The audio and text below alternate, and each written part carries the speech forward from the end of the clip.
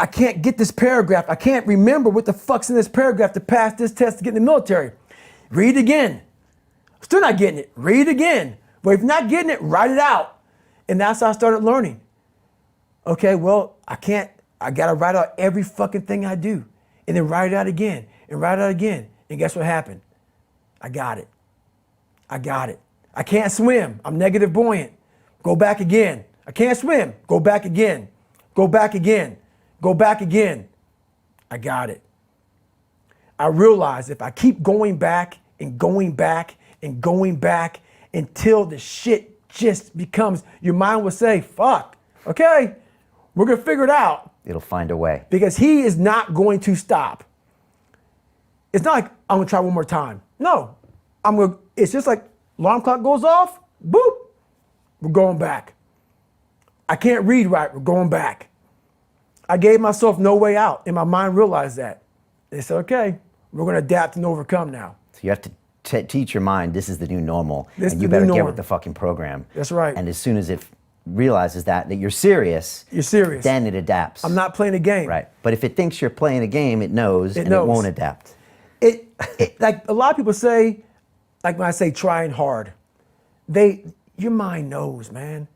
It knows this guy's bullshitting me, man. This guy's lying. There's no truth behind it. When I was in Navy SEAL training, people go, how were you there for 18 months? The program was only 6 months long. You were in 3 hell weeks in 1 year. No one's ever done that. How did you do that? I talk about the new norm. When I lived in a $7 a month place when I was growing up for a short period of time, I loved it. I didn't know any different. That was my norm. Once we moved out of that place, we moved to a $236 a month place. I was like, shit, I never want to go back to that little piece of shit. But if you go back to that $7 a month place and you realize this is where I live, this is all I got. Your mind says, roger that, this is home. So when I was going through Navy SEAL training for 18 months and going back through all the hard parts over and over again, I told myself after the first time, I knew it was gonna be a long journey there. My body was breaking down. It was just how it was going on. I said, you know what, this is my new norm. So my mind said, it's like going to work. Like you go to work, you put your suit and tie on, I go into suffering every day. Every day, suffering, being broken, duct taping my feet up, stress fractures, shin splints, being broken. This is my new norm. And your mind says, if we're not broken, this ain't normal. We gotta be broken. So then your mind starts to get tougher and tougher and more callous. People go, how did you run on broken feet? Broken shins. My mind knew this is how we operate. We're in Navy SEAL training. This is what we are. I became hell. And that became my new norm. I gave myself no way out. There was nothing outside these walls of hell. Nothing. I love God, but for a short period of time, I became the devil because that was hell. I became the boss, the owner, the CEO of Navy SEAL training. That was my mindset. And that's how you get through things. You immerse yourself in wherever it is, and you become that. You become that and give yourself no way out. What's that like in the moment? Is it hell, or do you get some kind of a weird neutral point where you're just in the moment being this guy, breathing and feeling the pain? What is that like? The scariest thing in the world about that, and I have to always tell you this, man, because people hear my story and think this guy is sadistic. I realize how the brain works. I figured out how the brain works. I'm a scared kid, and that's what gives me so much power.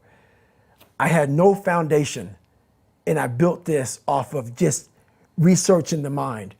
The feeling you get is basically invincibility. You realize that you can't do it all the time. When you need to do it, I know I can go to a place that I can live in. And when you know that you can run on broken legs and you can do certain things that a lot of people can do, but they're not willing to do, this power, this sympathetic nervous system of fight or flight, and you're fighting, it gives you this charge of energy of when you're sitting there at 3:30, 4 o'clock in the morning and you're duct taping your feet up because they're broken, and you're doing it by yourself, and you're going through arguably one of the hardest training in the world. And these guys, most of them are healthy, and you're going through it broken, and you're already at a disadvantage, but you're still there. You can feed into that and tap into that for a lot of power. But if you look at it, well, I'm broken, man. Like, I'm not gonna make it. But if you look at it as, man, I'm broken and I'm still here. And I'm fighting, and I'm gonna find a way to get through this because I have no other place to go. It gives you a lot of power. And it's not rage. You were pretty clear at saying you can't get through that with anger. No. Anger won't get you very far. I thought it would.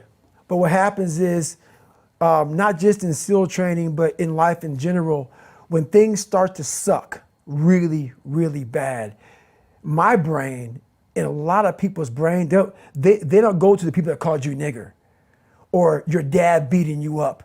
Your brain says, we gotta get the fuck out of here. This is miserable. So anger goes away a lot of times when you're suffering because your brain just says, we gotta run, Right. We gotta go. So that anger is not popping up saying, oh, I'm gonna show them. I'm gonna show those people. No, there has to be a much deeper, and when I say deeper, it has to be down to mineral soil. It has to be down to that nice mineral soil where nothing can burn. You can't burn dirt. So it has to be down that low that literally is something in you that's at the core of your soul. But you don't find it unless you spend a lot of time with what you want to be in life. I can't give that to you. Right. You can't give it to somebody.